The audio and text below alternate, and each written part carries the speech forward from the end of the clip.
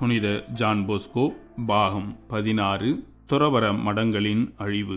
நமது ஆண்டவருடைய விருப்பத்தின்படி திருச்சபை செழித்தோங்க வேண்டுமானால் அநேக காரியங்கள் அதற்கு தேவையாயிருக்கின்றன.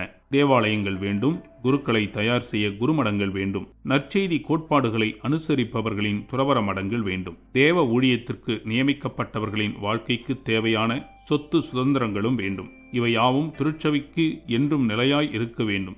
ஏனெனில் திருச்சபை நமது ஆண்டவருடைய ஏற்பாட்டின்படி உலக முடிவு காலம் வரை நீடித்திருக்க வேண்டுமாயிருக்கிறது. வேத விரோதிகளோவென்றால் சட்டதிட்டங்களை அமைக்க திருச்சபைக்கு யாதொரு அதிகாரமும் இல்லை என்றும் சொத்துக்களை கொண்டிருக்க அதற்கு சுதந்திரம் இல்லை என்றும் போராடி வந்தனர். அப்போது ஆயர்கள் பொது அறிக்கை ஒன்று தயாரித்து சொத்து சுதந்திரங்களின் விஷயமாய் திருச்சபையின் உரிமையை விலக்கி காட்டினதுமன்றி அச்சுதந்திரத்தை கட்டுப்படுத்தல் அல்லது அழிக்க முயற்சி செய்தல் எவ்வளவு தேவ துரோகம் என்றும் கூறி வந்தார்கள். ஆயினும் அப்போது அறிக்கையால் யாதொரு பயனும் உண்டாகவில்லை. விஷபேதி உண்டானபோது நோயாளிகளின் நன்மைகளுக்காக அரசாங்கத்தாரால் கைப்பற்றப்பட்ட துறவற மடங்களும் வேறு தர்ம கட்டிடங்களும் அந்நோய் தணிந்த பின் திருப்பி கொடுக்கப்படவில்லை. ஆனால் அச்சொத்துக்களை அரசாங்கமே வைத்துக் கொள்ளப் போவதாக வதந்தி ஒன்று உலாவி வந்தது. இவையாவும் தொன்போஸ்கோவின் இருதயத்தை வெகுவாய் புண்படுத்தின. திருச்சபையின் உரிமைகளுக்கு விரோதமாக பிறப்பிக்கப்படும் சட்டங்களை தம்மாலான மட்டும் தடுப்பதென தீர்மானம் செய்து கொண்டார். அவ்வாறே துறவற மடங்களை பறிமுதல் செய்வதற்கென சட்டம் வெளிவருவதாயிருந்தது.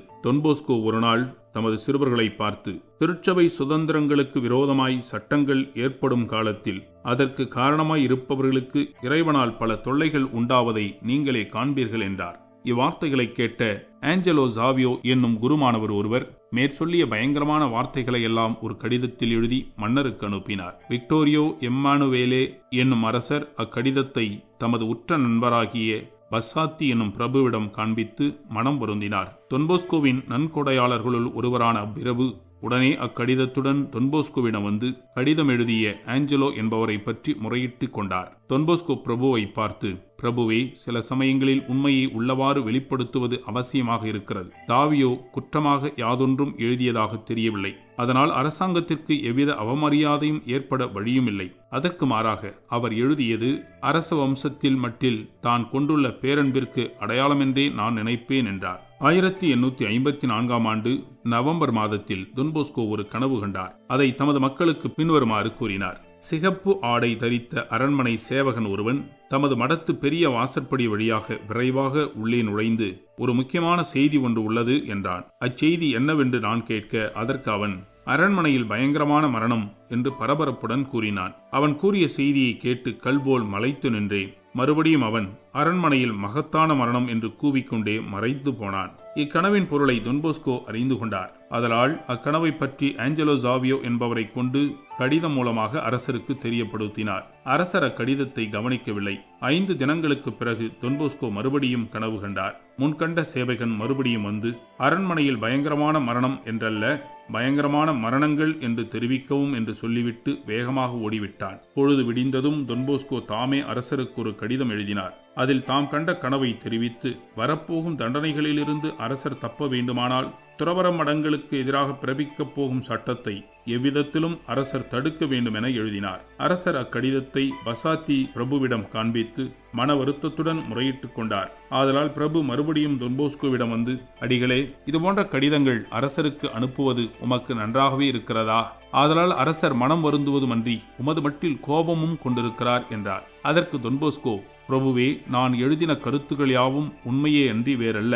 ஆதலால் அரசருக்கு மன வருத்தத்தை வருவித்திருப்பேனாகில் அதனை முன்னிட்டு நான் வருத்தப்படுகிறேன். அவருடைய சொந்த நன்மையை முன்னிட்டும் திருச்சபையின் நன்மையை கருதியும் அவ்வாறு எழுத வேண்டியது அவசியமாக இருந்தது என்றார். 1854 வருடம் நவம்பர் மாதம் 28ஆம் தேதி ரட்டாட்சி என்னும் மந்திரி துறவற மடங்களை பறிமுதல் செய்யும் சட்டம் ஒன்றை பார்லிமெண்டார் முன் கொண்டு வந்தார். அதற்கான விவாதத்தை பார்லிமெண்டார் சில தினங்களுக்கு பிறகு நிறுத்த வேண்டியதாயிற்று.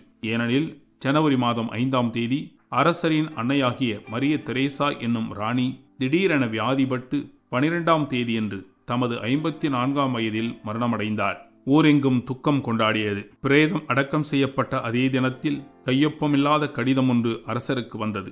அதில் கண்டிருந்ததாவது, அரசே, இப்போதாகிலும் உமது கண்களை திறந்து பார்த்தருளும். ஒருவர் இறந்தார். சட்டத்தை நீர் அனுமதிப்பீரானால் உமது குடும்பங்களுக்கு பல துன்பங்கள் வந்து சேரும். இந்நிகழ்ச்சி வரவிருக்கும் துன்பத்தின் ஆரம்பமே ஒழிய வேறல்ல. இக்கடிதத்தை வாசித்ததும் அரசருக்கு இன்னது செய்வதென்று தோன்றவில்லை.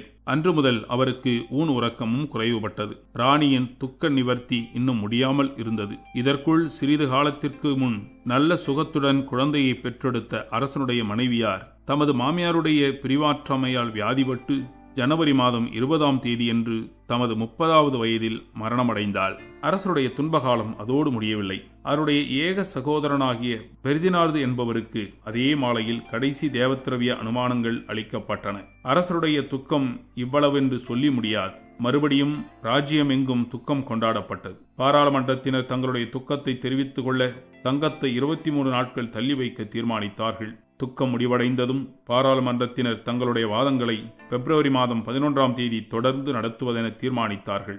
ஆனால் 3ஆம் முறையும் சங்கம் கூட முடியாமல் போயிற்று. ஏனெனில் குறித்த தினத்திற்கு முந்தின நாளாகிய 10ஆம் தேதி இரவு 11 மணிக்கு அரசருடைய சகோதரராகிய பெர்தினார்து தமது 33வது வயதில் மரணமடைந்தார். எதிர்பாராத இம்மூன்று மரணங்களும் இறைவனுடைய கோபாக்கினியை தவிர வேறல்ல என்பதை நல்லவர்கள் மட்டுமல்ல மற்றவர்களும் உணர்ந்தார்கள். அப்போதாகிலும் அரசர் இச்சட்டத்தை தடுக்க முயன்றிருப்பாரா? இல்லை. பிப்ரவரி மாதம் 15ஆம் தேதி மறுபடியும் பாராளுமன்றத்தினர் கூடினார்கள். மார்ச் மாதம் 2ஆம் தேதி சட்டம் அவர்களால் நிறைவேற்றப்பட்டது. உடனே 97,700 கிறிஸ்தவர்கள் ஒன்று சேர்ந்து அச்சட்டம் அமலுக்கு கொண்டு வர வேண்டாம் என மனு செய்து கொண்டனர். அக்காலத்தில் தொன் போஸ்கோ சிறிய புத்தகம் ஒன்று அச்சிட்டு அதை எங்கும் பரப்புவித்தார். அதில் திருச்சபையின் சொத்துகள் யாவை என்றும் அவைகள் எப்படி அபகரிக்கப்படுகின்றனவென்றும் அப்படி அபகரிப்பவர்களுக்கு தேவ கோபாக்கினை வருவது தப்பாதென்றும் சுருக்கமாகவும் தெளிவாகவும் எடுத்து காட்டப்பட்டிருந்தன. அச்சிறு புத்தகம் எல்லோருடைய மனதிலும் திகிலை உண்டு பண்ணிற்று. காவல்துறையினரும் அஞ்சினார்கள். அப்புத்தகத்தை பறிமுதல் செய்வது நலமென்று சிலர் சொல்ல, வேறு சிலர் அப்புத்தகத்தை எழுதியவரை தண்டிக்க வேண்டும் என்றும் சொன்னார்கள். ஆனால் எவரும் தொன் போஸ்கோவை ஒன்றும் செய்ய துணியவில்லை. ஏப்ரல் மாதம் 23ஆம் தேதி மந்திரிகளின் ஆலோசனை சபை கூடியது. ஆனால் அச்சபையும் சில தினங்களுக்கு பிறகு நிறுத்த வேண்டியதாயிற்று. ஏனெனில் மே மாதம் 17ஆம் தேதி அரச குடும்பத்தில் மற்றும் ஒரு துக்க சம்பவம் நேரிட்டது. அவரிடம் ஜனவரி மாதம் 8ஆம் தேதியில் பிறந்த அரசருடைய கடைசி குழந்தை இறந்த தாயிடம் போய் சேர்ந்தது.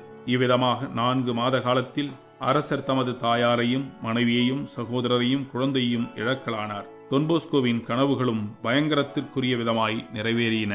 சட்டத்தின் நடவடிக்கைகள் நடந்து வரும்பொழுது அநேக மடங்களில் ஜெப வழிபாடுகள் நடந்து வந்தன.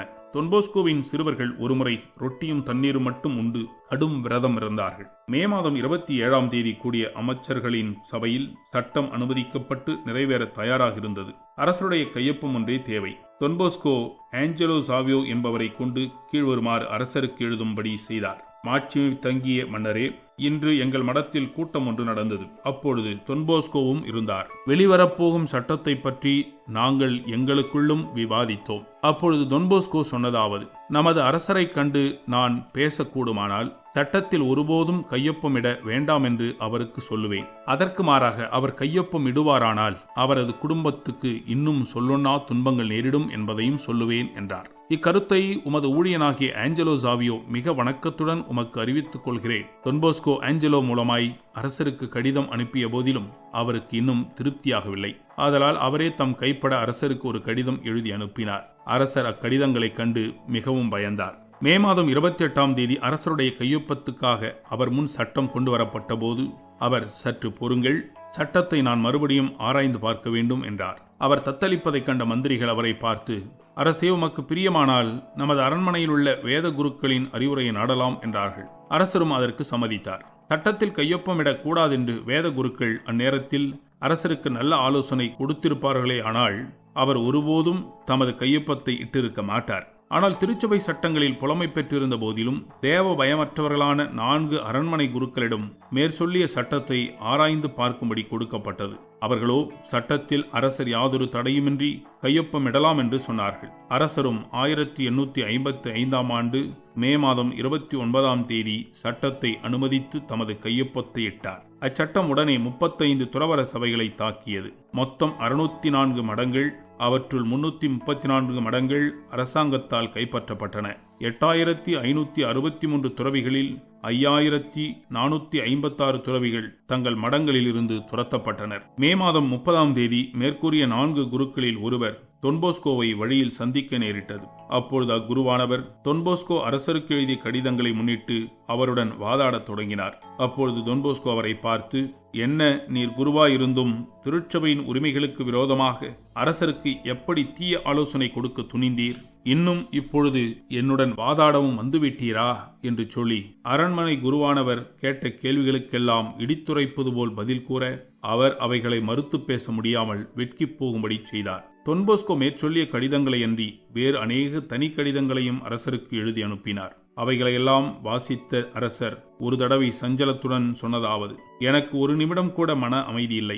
நான் மகிழ்ச்சியாயிருக்க தொன்போஸ்கோவுக்கு பிடிக்கவில்லை போலும். இவ்வார்த்தைகளை கேட்ட படைத்தலைவன் ஒருவன் மிகுந்த கோபத்துடன் தொன்போஸ்கோவிடம் விரைந்து வந்து, நீ அரச துரோகி, நாட்டின் பகைவன், கனவு காண்கிறவன், அரசாங்கத்தையே பழிக்க துணிந்து விட்டாய். அரசு அதிகாரத்தை உன் காலின் கீழ் போட்டு மிதித்து விட்டாய். நீ அரசருக்கு எழுதிய நிந்தை கடிதங்களுக்கு பரிகாரம் செய்ய வேண்டும். இப்போதே மன்னிப்பு கேட்டு கடிதம் ஒன்று எழுத வேண்டும் என்று சொல்லி எச்சரிக்கை செய்தான். தொன்போஸ்கோ சற்றும் அஞ்சாமலும் கோபம் கொள்ளாமலும் தாம் எழுதிய கடிதங்களில் யாதொரு குற்றமும் இல்லை, ஆதலின் மன்னிப்பு கேட்க தேவையில்லை என்றும் சொன்னார். அதை கேட்டதும் படைத்தலைவன் கோபம் மேலிட உரையிலுள்ள வாளை உருவி கொண்டு தன்னுடன் கத்திச் சண்டைக்கு வரும்படி அழைத்தான்.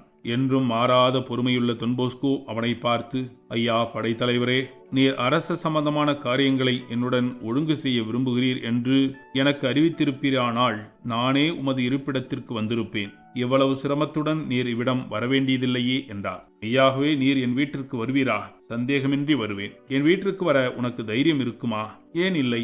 சரி, உமது வார்த்தையை நம்பி போகிறேன். மறுநாள் தொன்போஸ்கோ குறித்த நேரத்தில் படைத்தலைவன் வீட்டுக்கு சென்றார். அப்பொழுது படைத்தலைவன் மறுபடியும் மன்னிப்பு கடிதத்தை பற்றி பேச ஆரம்பித்தார். வீண் விவகாரங்களையும் தொந்தரவுகளையும் ஒழிக்கும் பொருட்டு தொன்போஸ்கோ படைத்தலைவனின் விருப்பத்திற்கு இணங்க அரசருக்கு ஒரு கடிதம் எழுதினார். தான் இதுவரை அரசருக்கு கொடுத்து வந்த துன்பங்களுக்காக வருந்துவதாகவும் தாம் எழுதிய கடிதங்களை அரச விருப்பப்படி பொருள் கொள்ளலாம் என்றும் அக்கடிதத்தில் எழுதியிருந்தார். அன்று முதற்கொண்டு படைத்தலைவன் தொன்போஸ்கோவின் உற்ற நண்பராகி அவருடைய அனாதை சிறுவர்களுக்கு பல வழிகளில் உதவி செய்து வந்திருக்கிறார். அரசரும் தொன்போஸ்கோ மட்டில் முன்போல் நல்ல மதிப்பு கொண்டு அவரும் அனாதை சிறுவர்களுக்கு பன்முறை பொருளுதவி புரிந்து வந்திருக்கிறார். ஒரு நாள் அரசர் ஜெனோவா பேராயரை பார்த்து, தொன்போஸ்கோவை பற்றி நீங்கள் என்ன நினைக்கிறீர்கள் என்று கேட்க அவரும் உண்மையாகவே அவர் ஒரு புனிதராவார் என்று பதிலுரைத்தார்.